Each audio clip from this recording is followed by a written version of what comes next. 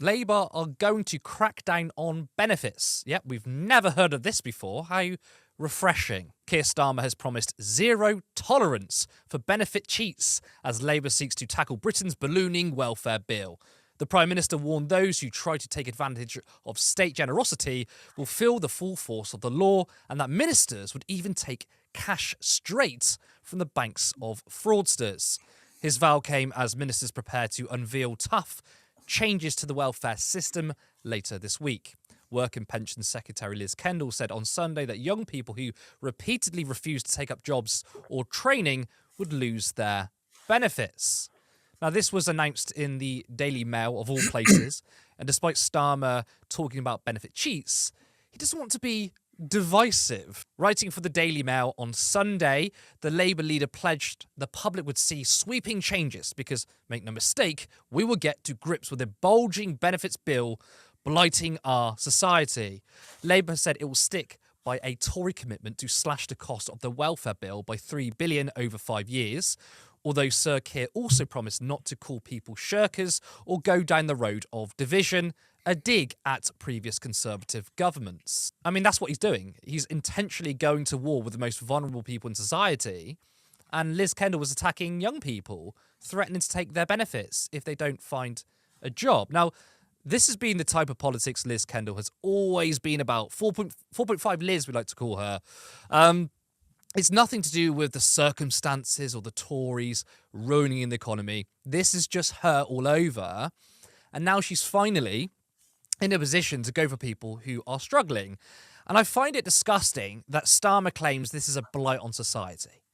Now, earlier in the day, I caught up with Green Party Deputy Leader Zack Polanski for his response to this announcement. Young people who can't find work. How about the Labour government talk about funding education, apprenticeships, supporting people, bringing down rents, rent controls, a wealth tax? All these kind of conversations should be their priority rather than this kind of quasi-conservative reform type language that Labour seem far too often to adopt. And look, Labour are currently very, very unpopular. And I think that right now their priority seems to be, let's attack people on benefits. I want to ask you, though, who exactly do they think they're winning over by doing this? Well, I think it's the exact same mistakes that we just saw Kamala Harris make in America with the Democrats, where often the criticism is that the Democrats on the left, and I don't think they should necessarily be, or they shouldn't be classed as the left, but the criticism is, they were too woke. They were talking about LGBT rights, or they were talking about people with disabilities or migrants. And the real truth is, if you watch that campaign, they weren't really talking about these things at all. And where they were talking about it, particularly, for instance, if we look at trans rights, they were speaking at it from the right. Also, Kamala Harris famously said on the Oprah Winfrey Show that if someone broke into a house and she had a gun, she would shoot them. So the idea that they were on the left is absolutely absurd. On top of that, and this is where it's really relevant to the UK, they weren't speaking about the basic thing that needed to be spoken about, and that is the inequality in our societies and the fact that we needed to redistribute wealth to support working class people and or marginalized communities. Now, that's a real piece of work that needs to happen to unite the workers and, crucially in this conversation, people who aren't working too. Now, that narrative, I think, is waiting to be told.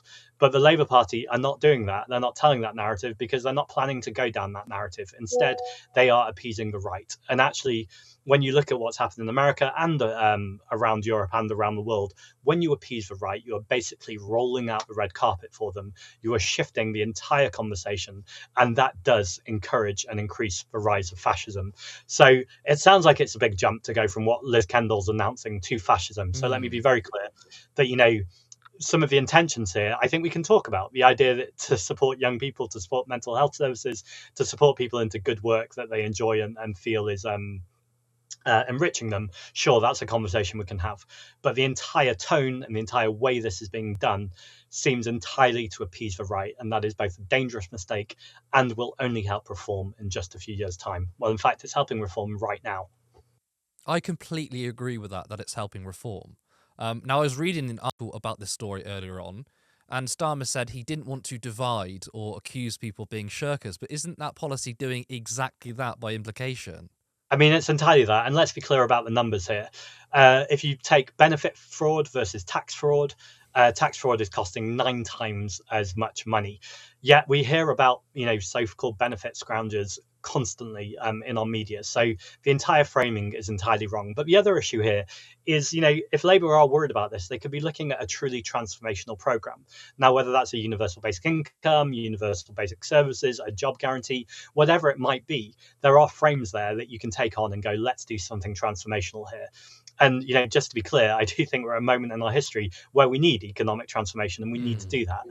But these plans are nowhere near that. In fact, they just seem like they're going to be cost-cutting measures because, yes, job centres don't work. They're alienating for the people who use them, and also they're alienating for the staff who are having to assess people and treat them just as numbers. But we're not seeing any of that kind of discourse or any of that conversation. It seems to actually be going down the line of we're going to make things worse for people. And that just, is totally incoherent at the same time that you're capping a 2-child benefit cap, and at the same time as you're cutting winter fuel payments. It just feels like the Labour Party is determined to go after the poorest people in our society and punish them even more for being poor, as opposed to go, there is immense wealth in our society, multimillionaires and billionaires, let's start tackling inequality. I mean, I do want to discuss about UBI in a second. I know it's a Green Party policy, something you support. But do you think this is a political calculation from Labour?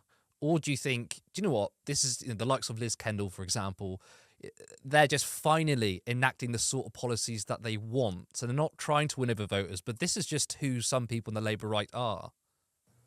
I think it's a bit of both. I think it's time they stop calling themselves the Labour Party and start calling themselves the Capital Party. We're seeing from almost every single move that they're making, they're trying to shift money from the public purse to the private person. I'm sure in somewhere within these job reforms, without a doubt, there will be outsourcing. There will be more private companies that are coming in. And imagine as the rise of artificial intelligence happens, they'll be looking to automate these things in a way that makes some of these companies huge amount of money. Because I really think, if you're truly a Labour Party, or if you're truly the party who care about the workers or families or communities, there are so many other things you could be doing here, and there's so many other ways you could be having this conversation. I mean, it makes me think, what constituency is the Labour Party appealing to by saying we're going to cut down on benefits? Because what you will notice, and whether we believe them or not, and I don't believe them, but reform people like Lee Anderson are saying, cutting the winter fuel payments is disgraceful. They even said, or Nigel Farage said during the general election, they opposed the 2-child benefit cap. Again, I don't know whether I believe them or not, but the terrain traditionally of the right was we need to cut benefits, we need to enact austerity. But you're not seeing reforms say that. They're at least pretending that they're economic populists in a way. And it just feels like the Labour Party are trying to appeal to people who aren't there. And that leads into a situation where the right, Reform, or the GOP in America and Donald Trump are creating this false narrative that they're the anti-establishment political movement when they're not. So I cannot understand the political calculation that's happening inside the Labour Party. I mean, I don't know. I mean, you've spoken to far more Labour politicians than I have. Can you shed some light on that? Well, I think you're exactly right in your analysis, first of all. And I think the real danger for us, that if you are on the right and you're telling economic populism, I just spoke about how on the left we've got to tell this story, but I put the caveat in there too that the story has to be true. It has to be based on objective evidence, which it absolutely can. But it means when we communicate, we have to communicate in numbers and data, and we have to build the story in a way that we're also holding a lot of nuance.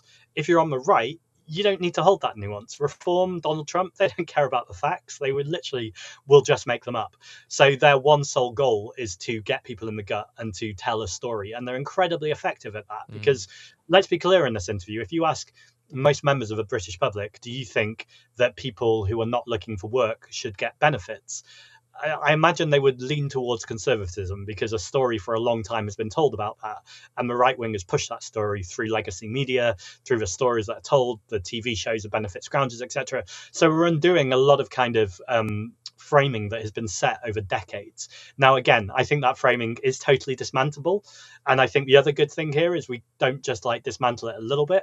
I think this is where it pushes us to tell a whole story about economic framing. And that's the whole story about us being a sovereign currency, about how we can create money, how we can make sure that that money is being spent on green infrastructure, on jobs, how essentially, as Keynes said, how to win a war. This is the moment how to tackle a climate crisis. That actually we've got this huge moment where we can create jobs, where we can bolster the trade unions, where we can make sure that people have good working conditions, that they're organising, that we're protecting minority communities. So I think there's a really exciting story to be told there, but it's a story that has to be based in truth.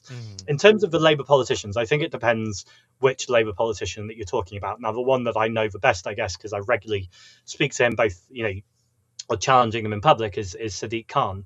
And he's in a really interesting place because so if we take aviation expansion, for instance, something I've been challenging on for a long time, he will say that he agrees with me or that he doesn't want more aviation expansion. And then I asked him to write a letter with me or co-sign a letter with me the other day about it. And he's not going to co-sign the letter with the Green Party. Like, he completely mocked the idea. And then literally 2 days later in the budget, the Labour government announced aviation expansion. So the reason why I'm saying this is because I think we've got Labour politicians who are very willing to say the right things, particularly to the left or to a wider audience. But then actually, when it comes down to voting for it or doing the mechanism which will stop the bad thing happening or incentivize the good thing, they will not take the action. So I think we're seeing that more and more with Labour politicians. And I think it's really important that to those Labour politicians who we broadly agree with and we can see are not happy within the Labour Party, that we don't just outwardly condemn them, but actually really support them in saying there are other alternatives, there are other ways to go. And at some point, they've got to look at their conscience and go, if you got into politics to tackle the inequality in our society, we have a Labour government that is literally exacerbating that inequality. And not just what is the point of a Labour government or what the point of a Labour Party, what is the point of a Labour MP if it's not to challenge inequality? Zach, always a pleasure. Thanks so much for having me. Thank you. That was Green Party Deputy Leader Zack Polanski. I want to thank him for giving me his time. He had a very, very busy day. That's also part of a longer interview that's going to go out on Sunday, so look forward to seeing that. Look, Lewis, Labour are incredibly, incredibly unpopular, and they think that right now their priority should be to attack those on benefits. So what do you make of that, and what do you make of Zach's response? Are they unpopular? I didn't hear about that. All right. Obviously, I'll do the typical, media thing that you have to do at the beginning, but I do think it's fair. Obviously, Labour have been handed a shit deck of cards. Let's get that bit out of the way because obviously that's just facts. But obviously, the way they're going about this is just the most horrible way. Obviously, again, they're just doing this thing where they're appealing to the centre and going after young people after they've gone through this unprecedented time after the pandemic, where obviously this is the driving factor of what's causing lots of young people not to seek out work. I think the data is about like 700,000 young people between like 16 and 24 who are not in education, not in employment, or not seeking anything like that. So that's a unique thing that's happened under unique circumstances. So it needs a unique approach. Just trying to be the good old fashioned, people are scrounging off of benefits and the only way to get them off of it is driving fear into people is just not going to work. We need a unique approach to this. I understand again that all the services that they might need to help young people, whether it's mental health, whether it's money, all of these things are very much lacking right now. But still, this approach just isn't going to work. Young people have been suffering a lot, especially over the last few years. We still don't know to this day that the long-term effects on the mental health that the pandemic has put upon young people, and it is specifically that group who has suffered the most out of it. And I was reading in the FT earlier, I think it was the Health Foundation. I can't remember the full name. I do apologize because I'm going to use their data and quote them, but they were tracking like the amount of people who basically have very low qualifications. Like I think it's about a fifth of these people don't have anything higher than a GCSE, and the trend is specifically linked to people who don't have either few or no qualifications. So the only way to actually approach this is by throwing resources at them, right? Throwing people at them, throwing everything that we can at them, everything but fear. Just telling these people who are literally on benefits on universal credit right now for what has been listed as depression, anxiety. How is filling them with fear, which is going to fuel their depression, fuel their anxiety, how is any of this going to help them get better? It is not. So we obviously need a different approach. What that approach could be so many different things. It could be incentives. It could be working with specific employers. We also have another issue that about year on year, 40% of entry-level jobs are down. So the people who have the least amount of qualifications in that age group who are out of work also have 40% less of the opportunity than they did last year to actually go out and find one of these jobs. So we obviously need to upskill these people. And the only way to do that is obviously offer a carrot. But right now they're only offering the stick. It's just not going to work. And it's just probably going to make things worse for these people. I mean, our friends at the Canary have done some really good work on this. They cover a lot of DWP stuff. And when I last looked at a report they made, it showed that there were more people out of work than there were vacancies. So it's literally impossible to say, well, we need to get all these people into work because there just are no jobs. And the jobs that are often there for those who have lower education are terrible, poorly paid, poorly conditioned work. It's the gig economy. You're talking about Uber drivers or riders, precarious work. And it's turning around and saying we're going to scrap your benefits. You're absolutely right. You're putting the fear in them, which if you look at a health perspective, it's going to make them even worse. And we also know that since COVID, long-term sickness has actually gone up. And that's obviously what prompted Rishi Sunak to say, oh, we're just a sick nation or people are skiving. I think it's really, really insane because during the pandemic, a lot of us said, are things going to change? And some politicians were saying, we cannot be the country that we were going into the pandemic. And there was a conversation about maybe having more state intervention, given that we had furlough and furlough was successful. I was probably thinking we're going to just return back to normal, which is what we've done. And now we are probably a sicker nation mentally and physically, but that's not because we're a nation of shirkers. It's because we have been through a pandemic and we've been through also 14 years of austerity. And I find it incredibly funny how, to be fair, it fits the bill. Keir Starmer in that Daily Mail article says, in terms of policy, it's continuing Conservative policy. However, he says, well, I don't want to call people shirkers at a supposed dig at the Conservatives. So what that basically says is we're going to continue the policy, but on rhetoric, we're going to be slightly different. So for them, it's just changing the vibes, not changing the policy. I want to ask you, though, I mean, who are Labour trying to win over? I mean, I asked Zack this earlier. I mean, I don't think they're going to be winning over Tory or Reform voters because these people, especially Reform voters, absolutely despise Labour. There's nothing they can convince them on. They're hated by them. And at the same time, the left hates Labour too, but they're more likely to pick up left-wing voters than right-wing voters. And if you're going to clamp down on benefits even further, when we have like the lowest level of benefits in Europe, who's that going to convince? I mean, what political calculation do you think is happening here, if there even is one? No, I think they might be trying to appeal to some of those older voters who, think that millennials and Gen Z spend too much money on coffee and, avocado toast, all that type of cliche stuff. They might be trying to appeal to those people. Obviously, let's not deny, it is a genuine issue. We have hundreds and hundreds of thousands of young people out of, they're simply obviously doing nothing, but besides obviously focusing on potentially getting better, but they don't have those resources to get better. So I don't know, maybe the political calculation is maybe they're not trying to appeal to anyone. Maybe they are just trying to be tough, which again isn't going to work.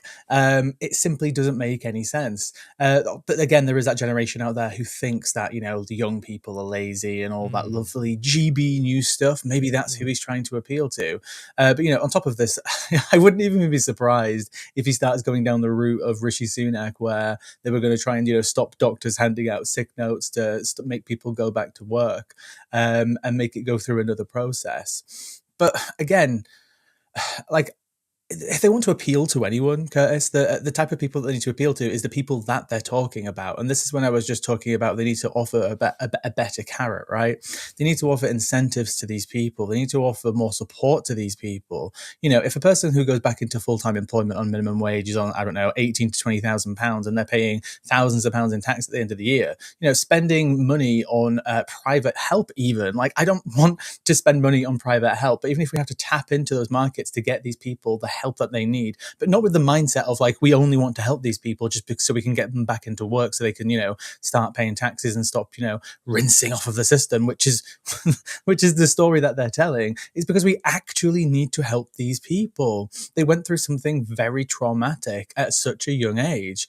And obviously the people who are suffering the most are the people who didn't have access to the resources that they needed to have a nice environment during that time when they were locked up for 1 to 2 years.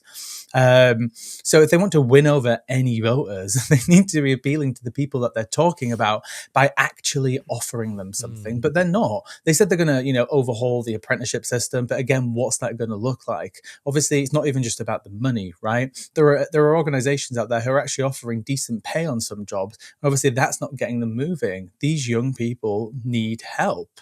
And I don't necessarily have the exact solution, but something else needs to be offered in terms of getting these people in the right mindset where where they want to work, where they want to do something, where they want to pursue qualifications. And we have so many vacancies out there in terms of sectors that do need help, that are desperate for people. We could work with these employers. I have a friend who went with Sky Coding Club and they became a qualified coder in 12 weeks working with Sky, which I thought was a great program.